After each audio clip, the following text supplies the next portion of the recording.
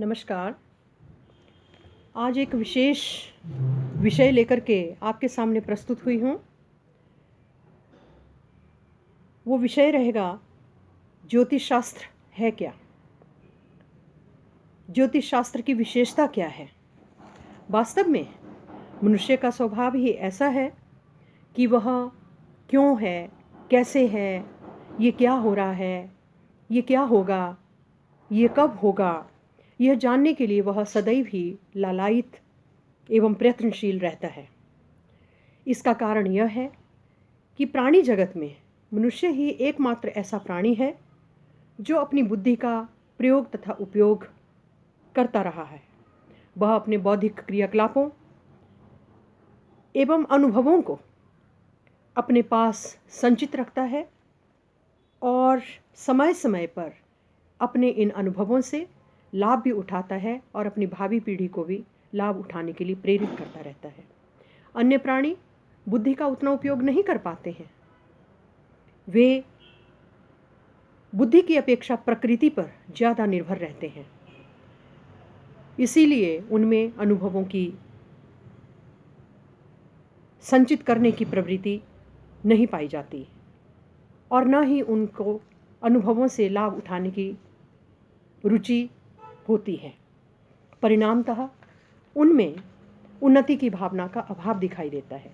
लेकिन इसके विपरीत मनुष्य का स्वभाव अपने अनुभव और ज्ञानकोश के आधार पर वो अपने आप भी लाभ उठाता है और उसे लिपिबद्ध करके पूरे संसार को भी या पूरे मानव समाज को भी लाभ पहुंचाने का प्रयास करता आ रहा है। ये क्यों हो रहा है, कैसे हो रहा है, क्या हो रहा है, कब होगा, मानव मात्र के इस सहज कौतूहल के पीछे उसकी भूत, वर्तमान तथा भविष्य की जानकारी की भावना अंतर्निहित है। किंतु वास्तविकता यह है कि सामान्यतः मनुष्य न तो समग्र रूप से वर्तमान को ही जानता है और न ही भविष्य को जानता है। हाँ, भूत के बारे में उसे अवश्य थोड़ी बहुत जानकारी होती है, लेकिन वह भी इतनी धुंधली या धूमिल होती है कि उसके आधार पर यथार्थ को पहचानना या उसे निर्णीत करना नहीं हो पाता। वास्तव में मनुष्य को ज्ञान उसकी ज्ञानेंद्रियों से होता है। इसीलिए व्यक्ति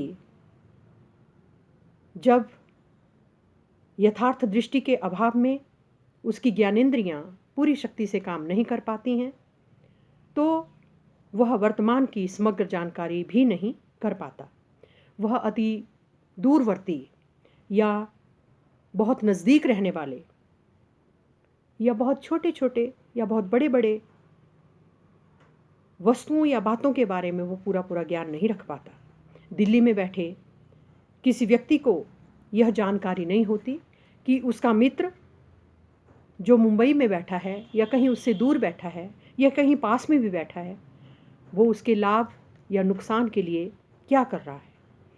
एक साथ रहने वाले पति पत्नी, पिता पुत्र अथवा दो मित्र, दो प्रेमी भी यह निर्णय नहीं कर पाते कि वो एक दूसरे के बारे में जानते भी हैं या नहीं जान पाते।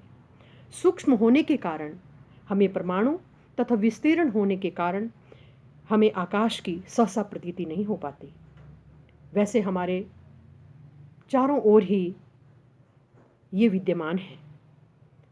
इसके अलावा वर्तमान को जानने के न जानने के अन्य भी अनेक कारण हैं। तो व्यक्ति जब वर्तमान को ही नहीं जान पाता तो भविष्य को वो कैसे जान पाएगा। हम सब जानते हैं कि प्रतिवर्ष देश का बजट तैयार होता है। वित्त मंत्री जनता के कल्याण की योजनाओं को मूर्त रूप देने के लिए कराधान की भी व्यवस्था करता है, कुछ नई छूट एवं नए टैक्सों का भी प्रावधान करता है। किंतु जब तक यह बजट संसद में रखा नहीं जाता या यह पास नहीं होता या इसको प्रचारित नहीं किया जाता, देश की समस्त जनता में इसके बारे में एक कौतूहल या त्रास दिखाई देता है। जनता में प्राणी या मनुष्य चाहे किसी भी धंधे में हो या किसी भी वर्ग से वो संबद्ध क्यों ना हो, भले ही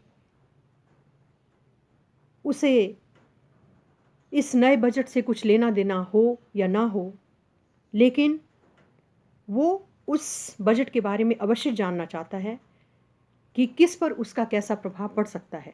वह नए टैक्सों के बारे में भी जानना चाहता है और नई योजनाओं के बारे में भी जानना चाहता है।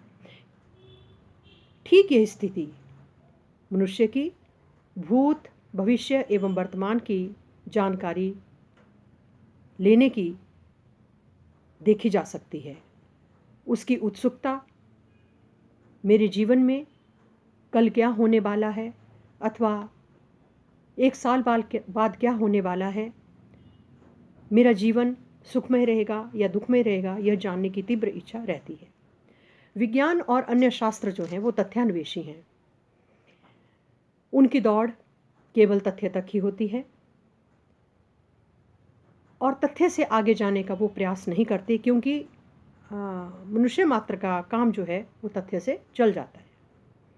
लेकिन ध्यान रखने योग्य बात यह है कि तथ्य एक तात्कालिक सत्य होता है, वह सार्वकालिक सत्य नहीं हो पाता है। यह मकान है, पार्क है, नगर है, राजधानी है, या आज पूर्णिमा है, अमावस्या है, होली है, दिवाली है, या वह वकील है, डॉक्टर है, अध्यापक है, कलाकार है, आदि आदि अनेक बातों को हम तथ्य की श्रेणी में रख सकते हैं। लेकिन इसके अलावा भी वह और कुछ भी है। इसे केवल तथ्य की या तथ्य मात्र से ही बांध लेना, यह हमारी गलती होती है। इसके कारण हम यथार्थ का बोध नहीं कर पाते हैं। परंतु ज्योतिष शास्त्र एक ऐसा शास्त्र है जो तथ्य एवं सत्य दोनों को ही सामने रख करके निर्णय लेता है।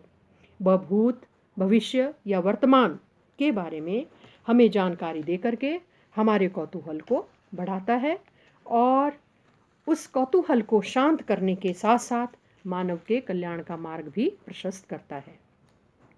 ज्योतिष शास्त्र की प्रमुख विशेषता यही है कि मानव सत्यान्वेषण करता है तथा उस सत्य से उत्पन्न होने वाले तथ्य का भी वो निरूपण करता है।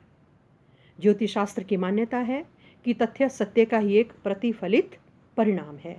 तथ्य में परिवर्तन हो सकता है, किंतु यह परिवर्तन सत्य के ऊपर ही आधारित है या सत्य के अनुरूप ही होता है।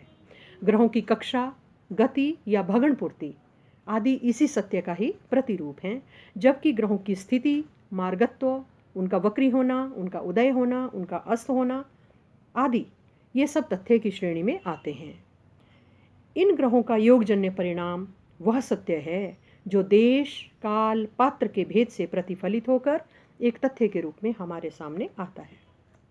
उदाहरण के रूप में अगर हम संतान बाधा योग को देखते हैं तो कुंडली में संतान बाधा का योग संतान के जन्म में अवरोध या विलंब उत्पन्न करता है, यह कहना सत्य की श्रेणी में आता है।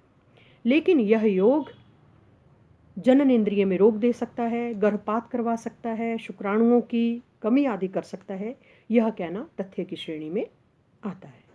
इसी प्रकार हम देखते हैं कि ज्योतिष शास्त्र सत्य एवं तथ्य दोनों का ही एक साथ विचार करने के कारण मानव जीवन के अनेक रहस्यों तथा गुत्थियों को सुलझाने का प्रयास करता है। प्रत्येक व्यक्ति के जीवन की गतिविधियों का पृथक पृथक विचार करने के कारण ज्योतिष शास्त्र व्यक्तियों के संबंध तथा उसके परिणामों के बारे में सदैव अधिक प्रामाणिक निष्कर्षों पर पहुंचता रहा है। तो यह है ज्योतिष शास्त्र की विशेषता। आगे दाम्पत्य जीवन सुखमय रहेगा या दुखमय रहेगा, इसी विषय को आगे बढ़ाते हुए हम नक्षत्र मिलापक क्या होता है, उसका विचार कुंडली में कैसे किया जाता है, इसके ऊपर विचार करेंगे। धन्यवाद।